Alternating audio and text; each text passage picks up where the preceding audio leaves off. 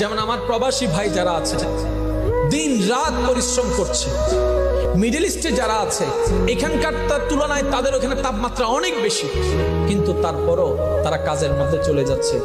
ঘুমের ঠিক নাই, খাবারের ঠিক নাই, রোদ, মারাত্মক রোদ, শরীর তো কভার দেয় না, হাজার হলো তো মানুষ। তারপরও যখন শরীর ক্লান্ত হয়ে যায়, যখন চিন্তায় চলে আসে পরিবারের কথা, মায়ের চেহারা বেশি উঠে, বউয়ের চেহারা বেশি উঠে, সন্তানদের ভবিষ্যতের চেহারা বেশি উঠে, সে আবার নতুনভাবে একটা শক্তি অনুভব করে আবার কাজের মধ্যে লেগে যায়। ঘামের পর ঘাম পড়ছে, খাবারের কোনো ঠিক নাই, পানির কোনো ঠিক নাই। ও ভাই, এত করছো কেন, এত কষ্ট কেন সহ্য করছো?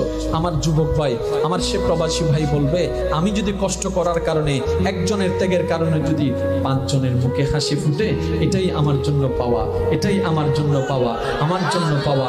এবার এটাই হচ্ছে পুরুষ জাতি দিন রাত করে যাচ্ছে, এটাই করা দরকার, এটাই সুন্নত, এটাই দায়িত্ব, কর্তব্য পালন করতে হবে। কিন্তু শ্রদ্ধার সাথে বলি, নিজেরটা ভুলে যায়েন না, কারণ 99% আপনি যাদের জন্য